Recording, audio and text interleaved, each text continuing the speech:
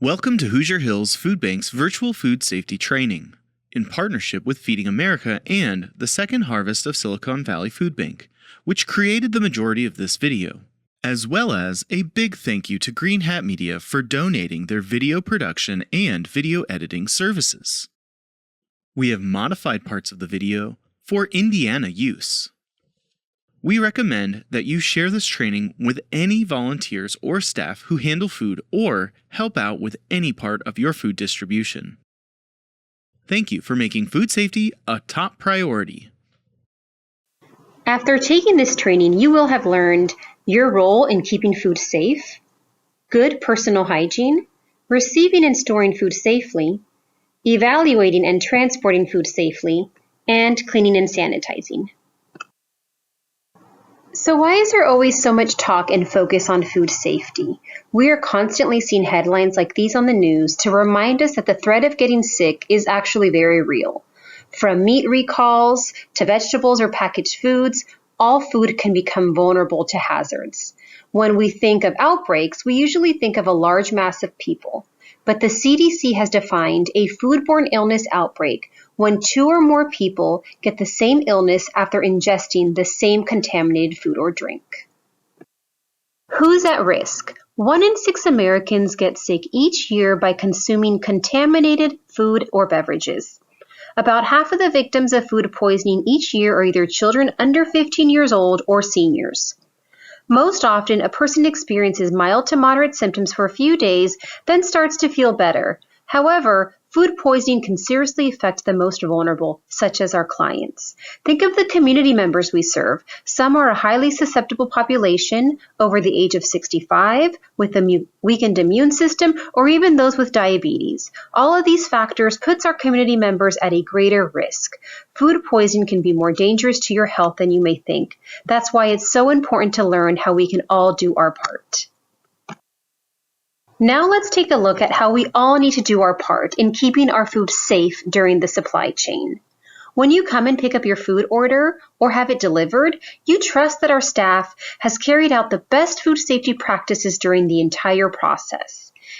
And when you are distributing food out to your community and your neighbors, they also trust you, your agency, and your site that you have handled food in the safest manner. Whether it's an outdoor food distribution at a school parking lot or inside a senior center, regardless the environment, food must always be handled with care and utmost safety. We all have to do our part. In this section, we will discuss how food becomes unsafe. Let's learn and understand the different factors and practices that can make food unsafe. Environmental hazards.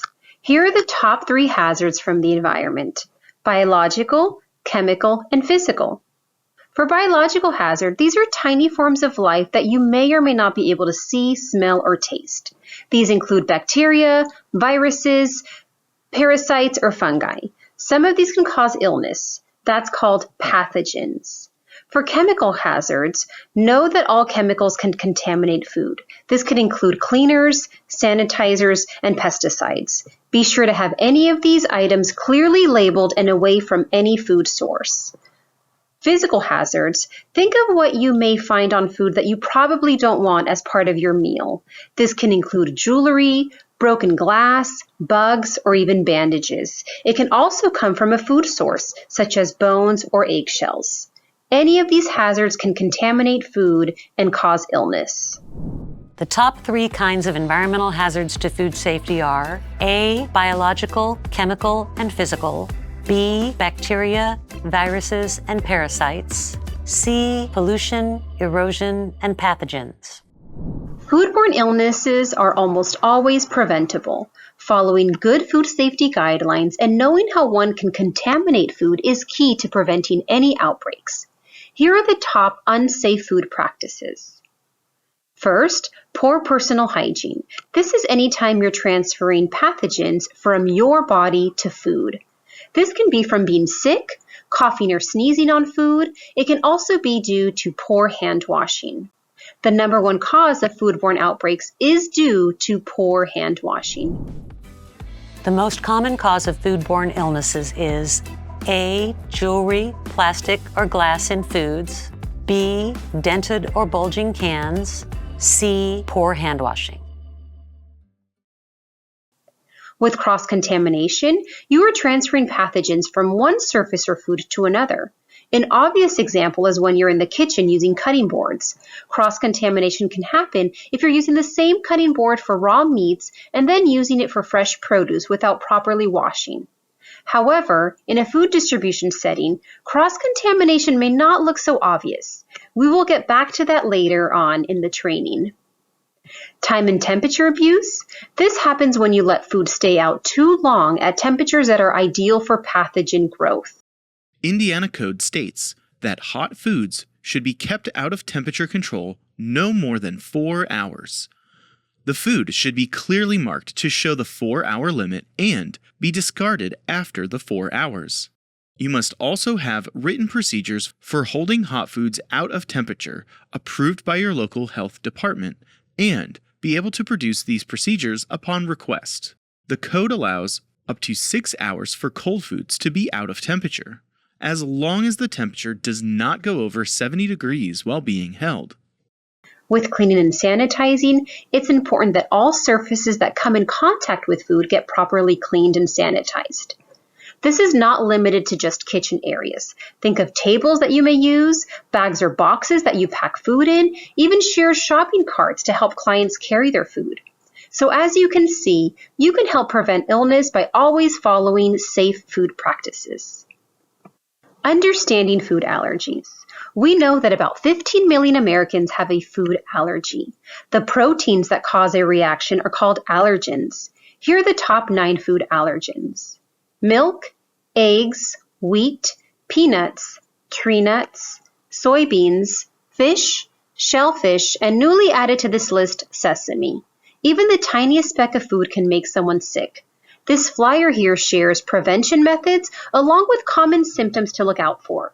We also want to prevent cross-contact. Cross-contact happens when food containing an allergen comes in contact with another food. This can be very dangerous for someone with a food allergy. You can prevent cross-contact by following these guidelines. Clean and sanitize surfaces that have contact with a food allergen. Inspect food packages for leaks or spills that can cause cross-contact. And always wash hands and change gloves after touching an allergen food item. In this section, we will discuss good personal hygiene, understand when and how to wash your hands, using gloves, and other important food safety practices. The number one cause of foodborne outbreaks is due to poor hand washing. Washing your hands the right way is the best way to prevent food from becoming contaminated. Here is the right way to wash your hands. Number 1, wet your hands under warm, clean running water and apply soap. Second, lather hands with soap. Lather the back of your hands between your fingers and under your nails. Next, you're going to scrub your hands for at least 20 seconds. Next, you're going to rinse your hands under clean running water. And finally, dry your hands using a clean paper towel. You can also use hand sanitizer when soap and water are not available at your site. You want to make sure that the hand sanitizer contains at least 60% alcohol. And you're going to wait for the sanitizer to dry completely before handling food, equipment, or putting on gloves.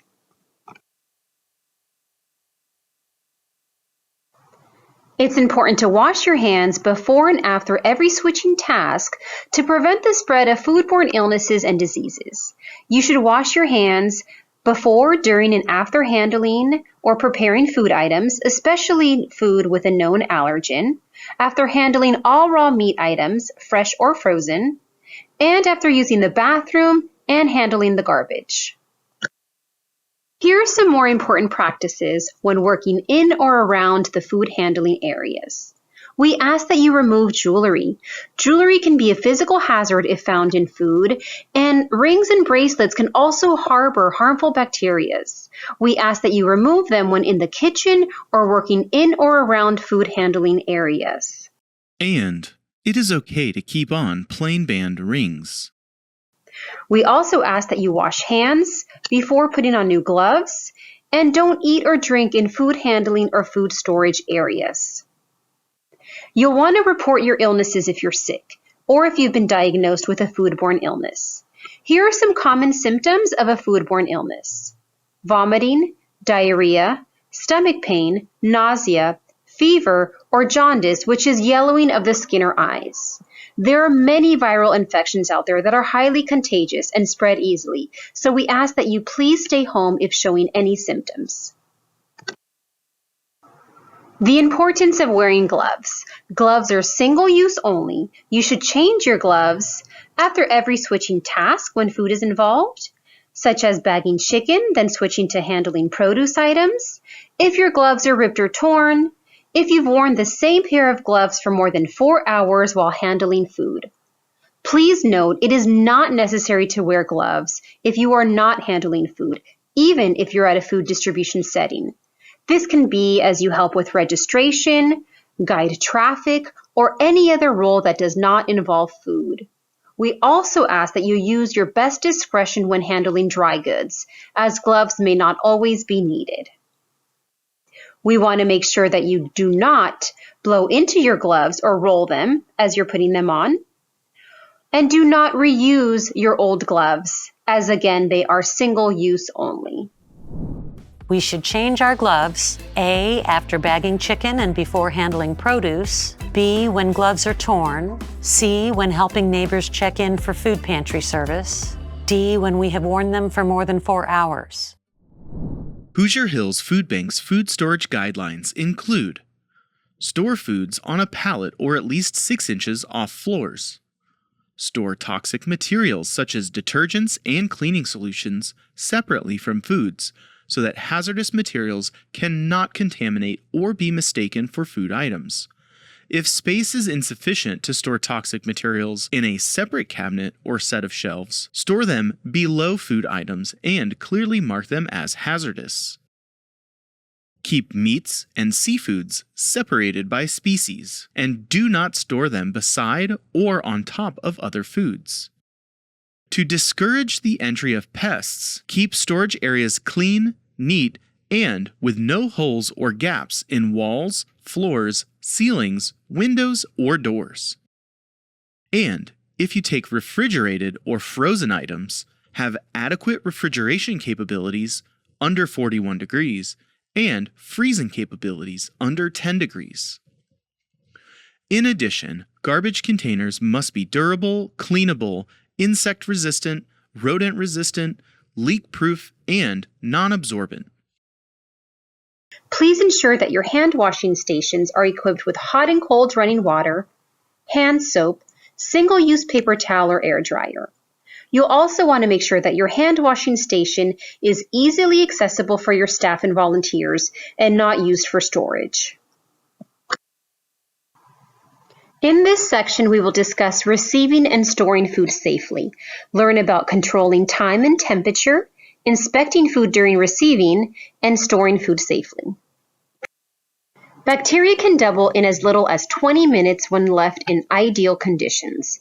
These factors below all contribute to bacterial growth: the right food, time, temperature, such as the danger zone, pH level, oxygen, and moisture. Controlling time and temperature. Pathogens grow rapidly between the range of 41 degrees Fahrenheit and 135 degrees Fahrenheit. This temperature range is referred to as the danger zone.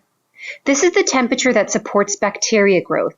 You'll notice that if food is not in the refrigerator or the freezer or in the cooking process, it's most likely sitting in the danger zone. But remember that time also plays a big factor in bacteria growth, not just temperature alone. In the next slides, we'll share best practices in order to keep your food safe and at an ideal temperature. Here are time and temperature guidelines. Store or distribute food immediately after delivery or pickup. Record food temperature at delivery or pickup if possible.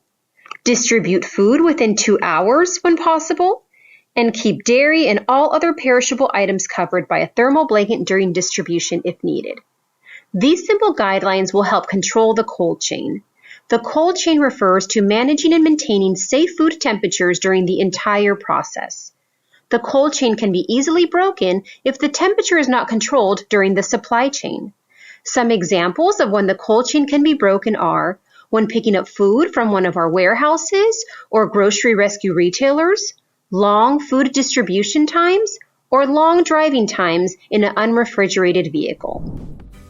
The cold chain may be broken when A. Picking up food, B. Distributing food, C. Transporting food in an unrefrigerated vehicle, D. All of the above. If you have a thermometer on hand, it's good practice to check food temperatures as needed throughout the food distribution to ensure proper food temperature. This infrared thermometer shown here measures surface temperature. It displays the reading instantly, and there is no risk of cross-contamination when measuring different foods because it doesn't directly touch the food item. You can pause the training now to read the recommended guidelines and refer to your thermometer instructions for proper use. Best practices for food placement during your distribution. Produce cases or unboxed items should be placed on a pallet, table, tarp, or clean cardboard. Do not reuse any poultry, meat, or egg boxes. Boxed items, such as milk crates, pre-boxed produce, can temporarily be placed on the ground during the distribution. In summary, boxes with large holes at the bottom shouldn't be placed on the ground in order to keep the produce on the bottom from being contaminated. This can be broccoli or celery cases that tend to have big openings at the bottom of their boxes. Best practice would be to find a clean cardboard or tarp to set boxes on. And remember, never reuse chicken boxes, as they can spread pathogens to any source that has come in contact with them. The first in, first out method is a system for storing and rotating the food in your refrigerator or pantry. Organize your food based on when you received it, but also note the dates on the food items. When checking food date labels, you'll want to store food with a sooner date in front of the items with a later date. Here are some food storage guidelines for dry goods. Store food at least 4 to 6 inches off the floor. Place your shelving units away from the walls. Keep storage areas clean, and use the first in, first out method. Here are some food storage guidelines for refrigerated foods. Store ready-to-eat foods on the top shelf and above any raw meats, seafood, and poultry. Do not store these items on the same shelf. Label all foods clearly. Ensure refrigerator temperatures is held at 41 degrees Fahrenheit or below. And be sure to use the first in, first out method, placing older food items towards the front and newer food items towards the back. What should be stored on the top shelf of the refrigerator? A. Ready-to-eat food, B. Beef and eggs, C. Poultry, D. Seafood.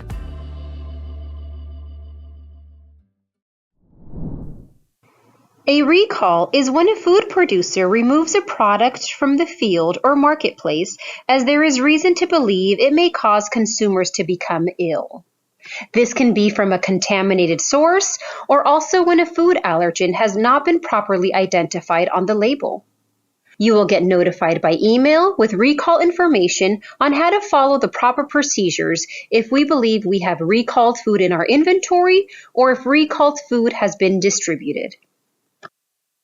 In this section, we will discuss food date labels, known to many as expiration dates.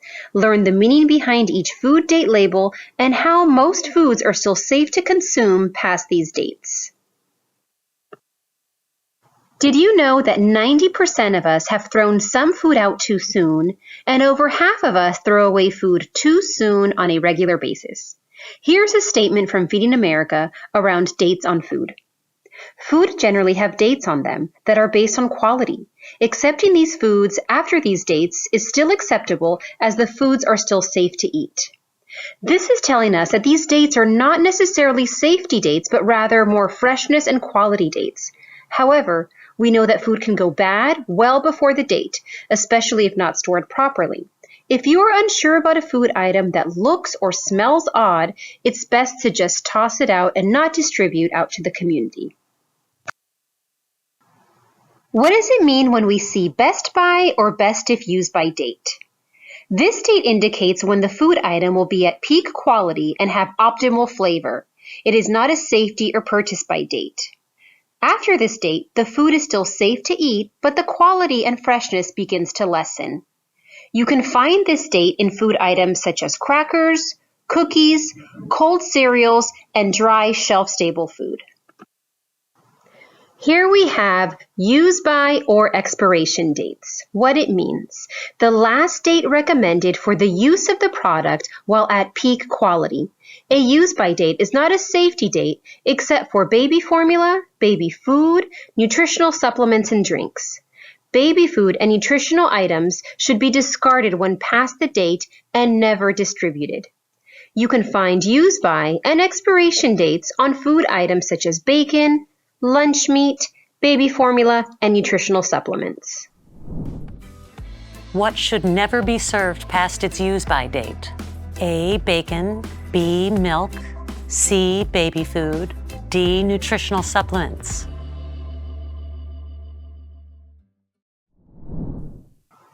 What does the sell-by date mean? This date informs stores how long to display the food item before pulling it from the shelves. This is not a safety date. Stores often donate these food items as they are still safe to eat. You can find the sell-by date on food items such as breads, milk, yogurt, cheeses, eggs, lunch meat, and packaged salad mixes. What does the freeze-by date mean? This date indicates when a food item should be frozen to maintain peak quality if not being consumed soon. Food can still lose its quality or texture in the freezer over time, but still safe to eat. Always remember to follow proper steps to safely defrost meats to prevent any foodborne illnesses. In this section, we will discuss evaluating and transporting food safely, evaluating the conditions of food, inspecting your delivery, and distributing food safely. Many food items, such as produce, may require a closer look to see if they're safe to distribute. Never assume that the product is safe without inspecting it. A lot can happen from the time produce gets received into our warehouse to the time it gets to your hands and ready to distribute. We can have pallets of produce that look perfectly fine, only to find out that the bottom produce of the pallet has gone bad. It may be perfectly ripe when sorted into our boxes, but may have gone bad by the time it's ready to distribute. This is why it is so important to have volunteers help look through the order to ensure our clients are receiving the best quality we can give them. On the next slides, you'll learn when to sort through produce. And just for more content, when we say bad produce, we're referring to produce that is spoiled, has visible mold, bad unusual odor, and has cuts and slits. And if you're not sure, please take a picture and contact us. It's important to inspect for freshness, mold, and spoilage. And remember, when in doubt, toss it out. When inspecting a delivery, you'll want to check the overall condition of the vehicle. Driver vehicle must be clean, free of pets and animals, or anything else that might compromise food safety, such as unsafe food temperatures and incorrect storage. You should never place raw meats over any other food items, especially produce or ready-to-eat foods. Here are some guidelines to follow when loading and transporting food. This includes when driving your personal car or company vehicle. Food boxes are inspected for quality. Thermal blankets are used to maintain safe temperatures. Raw poultry and meats should always be placed at the bottom of the food order. And when making multiple deliveries, unattended vehicles are locked in between deliveries. You'll want to make sure the vehicle is kept clean, with adequate equipment, and food is correctly placed to prevent any cross-contamination. What should never be placed on top of any other food item? A. Produce. B. Raw meat. C. Ready-to-eat foods. D. All of the above. Evaluating dry goods and cans. Discard cans and lids that are dented, swollen, or rusted. Deep dents in the body or seam of a can could be harmful, allowing air and bacteria to slowly enter. A swollen can shows that it has produced toxic gases, which causes it to swell and bulge up. For rust on cans, If you cannot wipe the light rust off with a damp paper towel, it must get thrown out.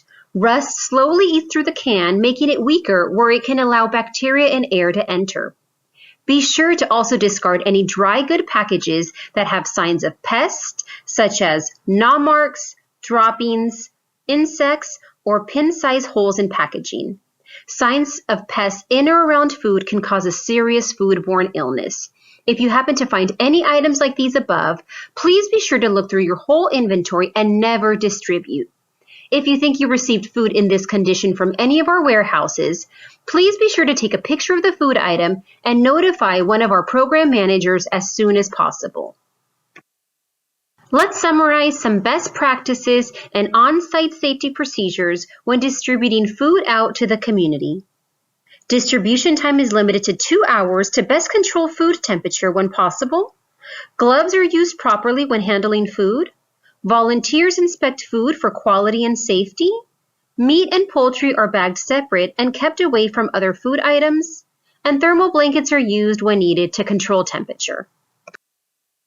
Raw meats, such as poultry, needs to be handled with extra care since this type of food supports bacteria growth and has the potential of contaminating other foods when not handled properly. Here are some guidelines to keep everyone safe during a food distribution. Volunteers wash their hands for 20 seconds or apply hand sanitizer before putting on gloves.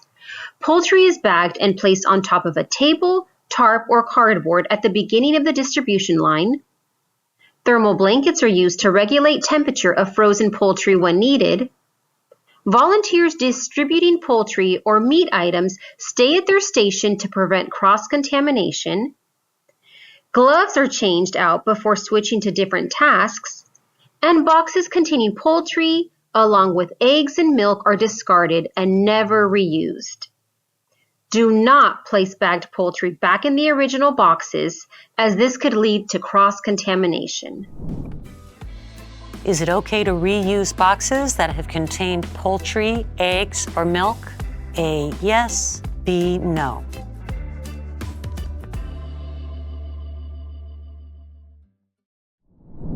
In this section, we will discuss cleaning and sanitizing, how and when to clean and sanitize, handling residuals, and managing pests. It's important to maintain a clean and sanitized area in order to prevent pathogens or other contaminants that can compromise the safety of your food. This will also help control pests, such as insects or rodents. Here is a difference between cleaning and sanitizing. Cleaning physically removes food and dirt from the surface or an object. Sanitizing is the process of both cleaning and disinfecting a surface or an object. When something is sanitized, the pathogens and germs on a surface have been reduced to levels considered safe. All food contact surfaces should be cleaned and sanitized. Before and after every use, when changing to a new food item, especially after working with raw meats, poultry, or an allergen-containing item, and after 4 hours of constant use. You can clean and sanitize tables, tarps, and countertops, cooking utensils, dishes, and cutting boards, and refrigerators. You'll also want to sanitize all frequently touched surfaces, such as doorknobs and bathroom fixtures. Here are the steps to properly sanitize a food area, such as dirty dishes, countertop appliances, or distribution tables. You'll want to scrape or remove any food from the surface. Wash the surface, rinse, sanitize, and then allow the surface to air dry before using. We've highlighted a DIY solution for food contact surfaces. You'll want to mix 1 tablespoon of unscented bleach with 1 gallon of warm or cool water. Allow the solution to stand for at least 2 minutes before you wipe down, or you can have the solution air dry. You'll want to make a fresh batch every 24 hours and keep in a closed and labeled container or spray bottle.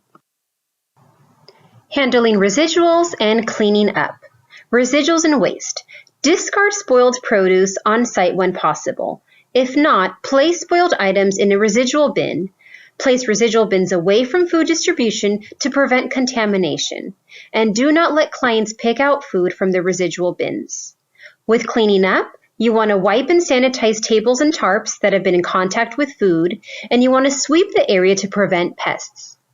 Also, when handling garbage, remove garbage as quickly as possible and be sure to keep garbage containers covered when not in use. Be proactive when spotting the first signs of pests, big or small. Following some simple guidelines from this training will help prevent pests and keep you, your food, and your community safe. Pests are a major food safety risk. They can transfer pathogens onto food and make people sick. Insect parts and rodent droppings are a source of physical and biological hazards. You'll want to know the signs: droppings, gnaw marks, or damage on food, and nests. You'll want to discard any food items if pests are spotted and notify your program manager or coordinator as soon as possible. Evidence of pests includes A. Nests, B. Gnaw marks, C. Droppings, D. All of the above.